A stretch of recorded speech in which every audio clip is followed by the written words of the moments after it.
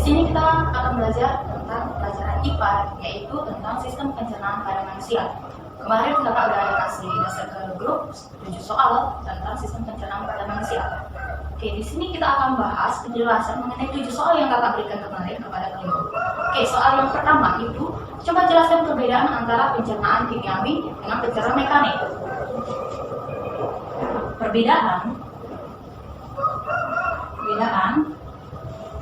pencernaan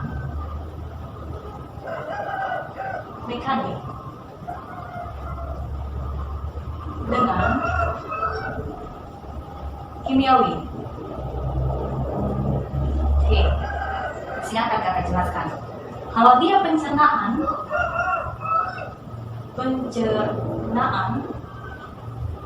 mekanik, yaitu proses pemecahan partikel makanan dari yang besar menjadi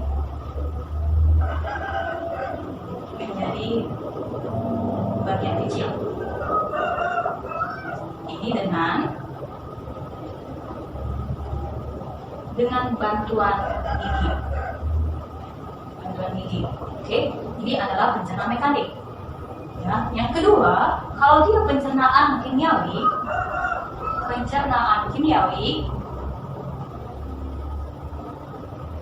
proses pemecahan, dia sama-sama merupakan proses pemecahan. Proses pemecahan partikel makanan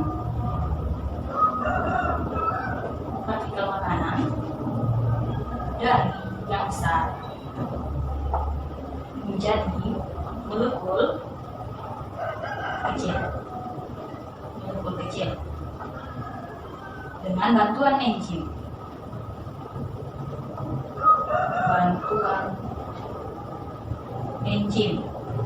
Oke, yang membedakan itu kalau dia sama-sama proses pengubahan partikel makanan dari yang besar menjadi yang kecil.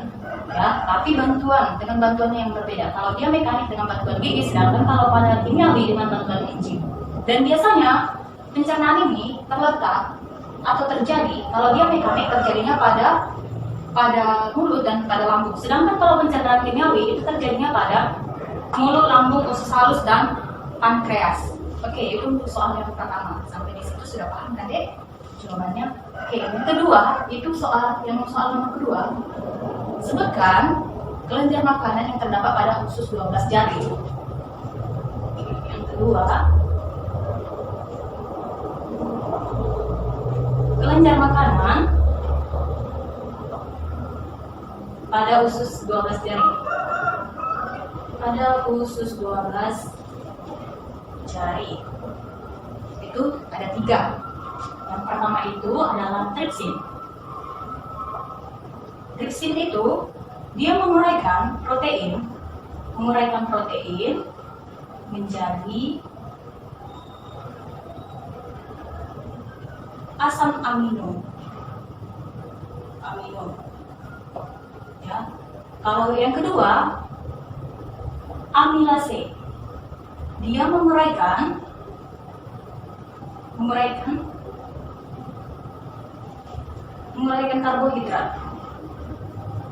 karbohidrat menjadi gula. Yang ketiga itu adalah lipase. Dia menguraikan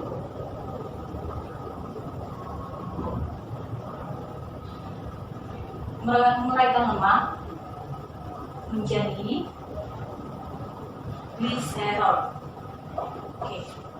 Ya. Inilah ada 3, tripsin, amilase, dan lipase. Untuk mempermudah kalian mengingatnya, kakak singkat aja menjadi tali. Ya, T itu adalah tripsin, A itu adalah amilase, Li itu adalah lipase. Oke, langsung sampai sini. Soal nomor 2 udah paham kan, Dek? Oke, saya harap dan kakak harap kalian sudah paham sampai soal nomor 2. Oke, soal nomor 3 itu ialah sebutkan organ pencernaan pada manusia.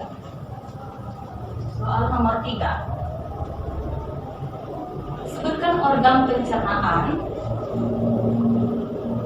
pada manusia.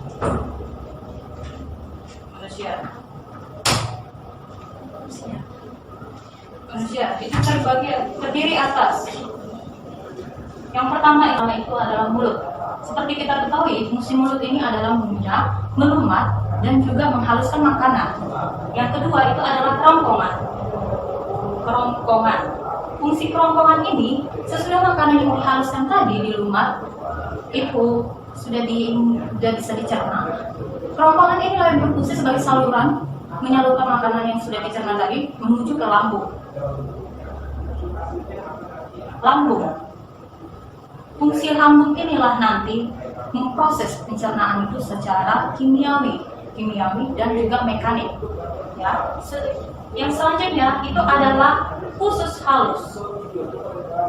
Ya, usus halus. Sesudah makanan tadi yang sudah diproses tadi secara kimiawi dan mekanik di lambung, makanan sisanya itulah, nutrisinya itulah yang akan diserap oleh usus halus.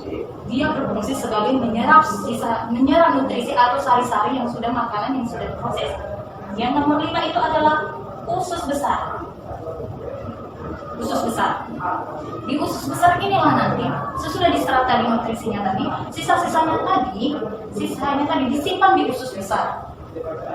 Diendapkan, dibusukkan dengan bantuan Escherichia coli. Yang nomor 6 itu adalah anus atau rektum. Ya, anus inilah saluran pengeluaran sisa makanan yang sudah tidak dibutuhkan oleh tubuh lagi, atau istilah lainnya adalah kotoran.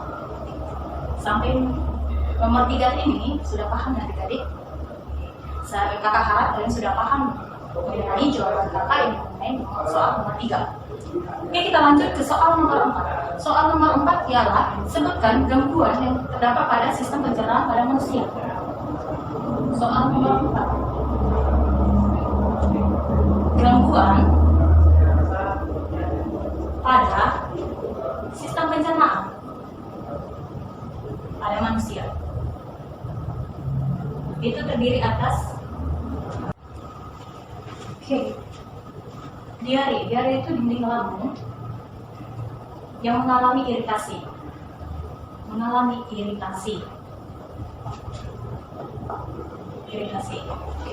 Yang kedua itu adalah gastritis.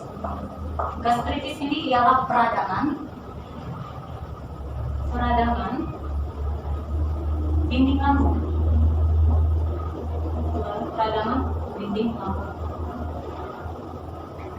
Yang ketiga itu adalah sembelit. Sembelit ini adalah penyerapan air yang terlalu banyak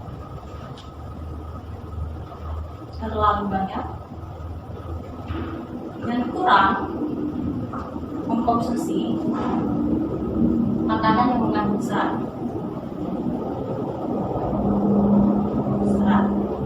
Yang keempat itu adalah tukak lambung.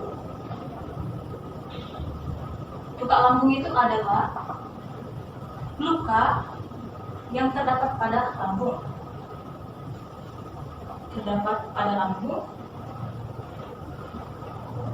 Akibat terkitisnya dinding lambung.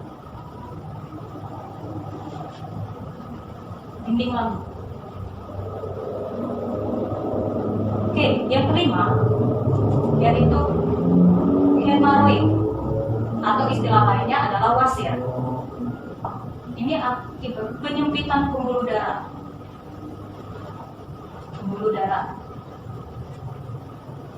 pada saluran pengeluaran.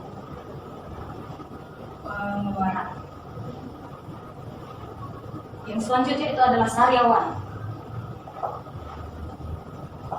disebabkan oleh panas pada rongga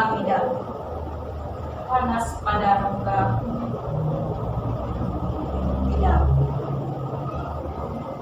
Atau kekurangan vitamin C.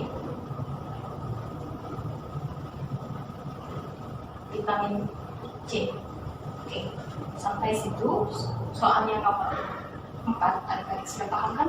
Kakak harap kalian sudah paham sampai sini. Soal nomor 5 itu sebutkan 3 enzim yang terdapat pada pankreas.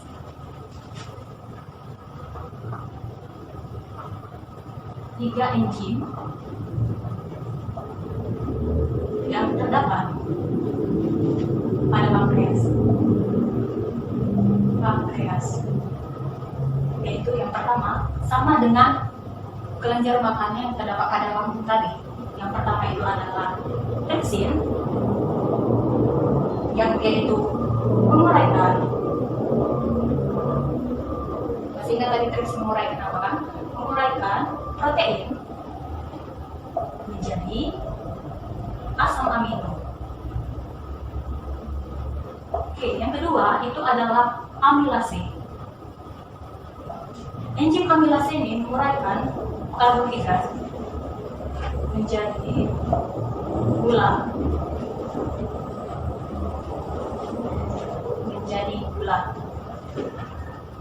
Oke, yang ketiga itu adalah lipase. Enzim lipase ini sama juga menguraikan lemak menjadi gliserol. Masih ingat tadi kan, supaya bisa lebih mudah mengingatnya, kita singkat dengan istilah tadi. T itu adalah trypsin, A itu adalah amilase, dan G itu adalah lipase. Oke, sampai soal nomor 5 sudah paham tadi. Kakak harap kalian sudah paham soal nomor 5. Kita lanjut soal nomor 6. Soal nomor 6 jelaskan apa yang dimaksud dengan gerakan peristaltik. Soal nomor 6. Gerakan peristaltik. Apa itu gerakan peristaltik? Gerakan peristaltik itu adalah gerakan yang membantu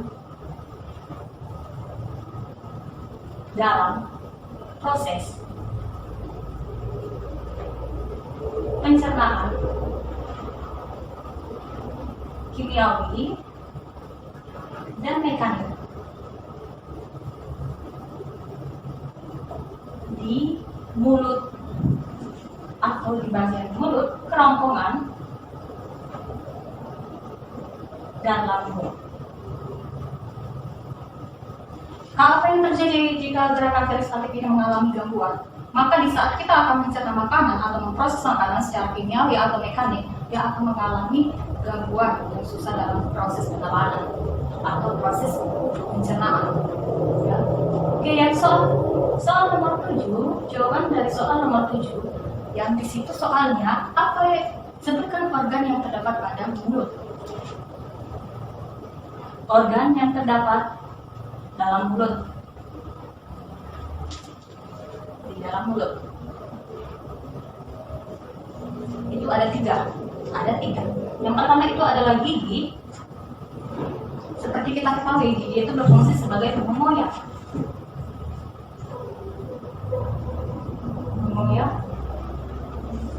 makanan atau menghaluskan makanan.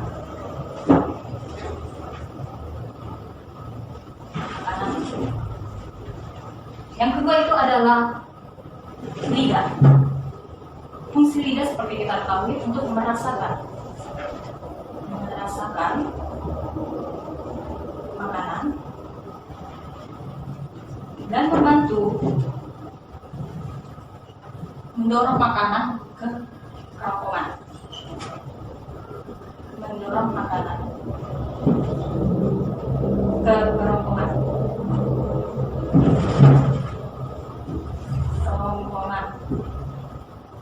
Oke, yang ketiga itu adalah kelenjar ludah atau istilahnya itu kelenjar saliva. Apa fungsi kelenjar ludah ini? Dia sebagai pelumas, ya, sebagai pelumas makanan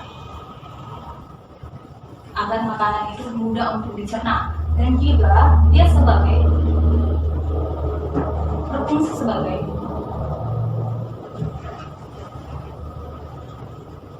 membuat kerongkongan agar tidak kering. tidak kering. Oke, inilah organ-organ yang terdapat dalam mulut: gigi, lidah, dan kelenjar ludah. Oke, sampai di situ pembahasan soal kita hari ini yang sebanyak 7 soal tadi. Kakak harap kalian semakin giat lagi belajar, walaupun tetap di rumah harus tetap semangat belajar. Ya, dimanfaatkan waktu di rumah untuk istirahat, belajar, dan